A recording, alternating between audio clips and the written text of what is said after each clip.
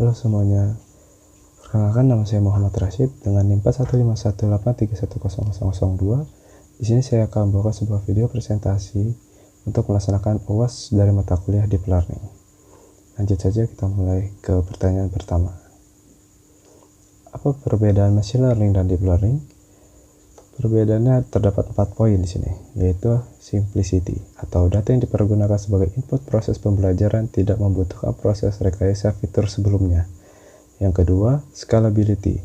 Proses pembelajaran model deep learning memungkinkan implementasi secara paralel sehingga bisa memanfaatkan kapasitas graphical processing units atau GPU atau tenor processing units atau TPU. Algoritma pembelajaran bersifat iteratif menggunakan sejumlah batch data memungkinkan pembelajaran model menggunakan dataset berbagai volume bahkan berskala besar. Poin ketiga adalah versatility atau adaptability. Proses pembelajaran model deep learning tidak selalu harus dilakukan dari awal. Sebuah model deep learning, hasil pembelajaran dapat ditraining kembali menggunakan data training yang baru. Dan poin yang terakhir yaitu reusability, atau sebuah model hasil yang telah ditraining menggunakan sebuah dataset berskala besar dapat dipergunakan untuk melakukan tugas menggunakan dataset berskala lebih kecil. Pertanyaan selanjutnya yaitu, apa tujuan dari pembelajaran atau training dalam pemrosesan data? Tujuan dari training adalah meminimalkan error sehingga kinerja learning machine atau model diukur oleh square error. Dengan kata lain, utility function adalah meminimalkan square error. Secara lebih umum, kita ingin meminimalkan atau memaksimalkan suatu fungsi yang dijadikan tolak ukur kinerja atau utility function. Selanjutnya, jelaskan perangkat keras yang digunakan untuk pengolahan data menggunakan deep learning. Ketersediaan graphical. Ketersediaan Graphics Processing Unit atau GPU atau Tensor Processing Unit atau TPU dalam 10 tahun terakhir menjadi salah satu faktor pendorong dalam pengembangan model deep learning. GPU dan TPU merupakan unit pemroses data di dalam perangkat keras komputer yang memungkinkan operasi matriks dilakukan dengan cepat. Dengan merepresentasikan pengolahan data ke dalam operasi matriks, maka algoritma pembelajaran model deep learning dapat memanfaatkan daya komputasi yang tinggi dari GPU ataupun TPU sehingga memungkinkan percepatan waktu proses pembelajaran model deep learning dengan jumlah parameter model yang besar. Pertanyaan selanjutnya, apa itu single perceptron?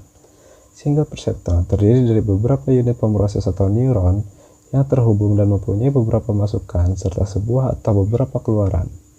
Perceptron menghitung jumlah nilai perkalian, penimbang, dan masukan dari parameter permasalahan yang kemudian dibandingkan dengan nilai threshold. Bila nilai keluaran lebih besar dari threshold, maka keluarannya adalah 1. Sebaliknya adalah 0. Pertanyaan selanjutnya, apa itu Bayesian probability? Probabilitas Bayes merupakan suatu cara untuk mengatasi ketidakpastian data dengan menggunakan formula Bayes.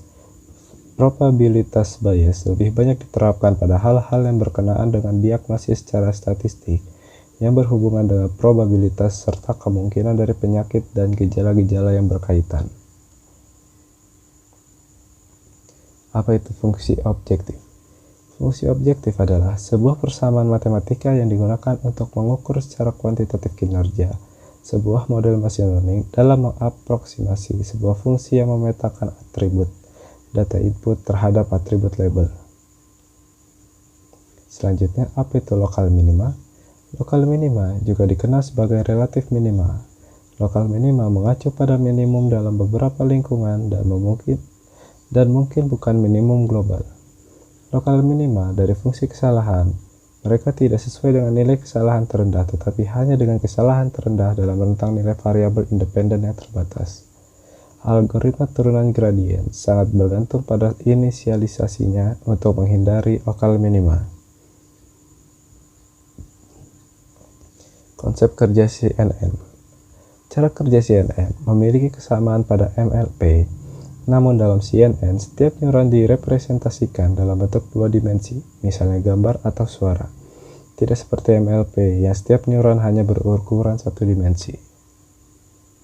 Selanjutnya, tujuan konvolasi pada data citra. Konvolasi citra, sebuah teknik untuk menghaluskan suatu citra atau memperjelas citra dengan menggantikan nilai piksel dengan sejumlah nilai piksel yang sesuai atau berdekatan dengan piksel aslinya.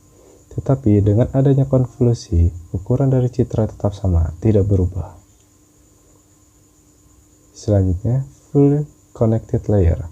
Fully connected layer adalah layer di mana semua neuron, aktivitas dari layer sebelumnya terhubung semua dengan neuron di layer selanjutnya. Seperti halnya jaringan saraf tiroan bisa.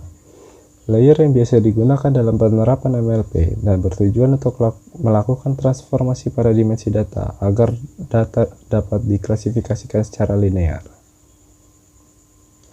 Terima kasih.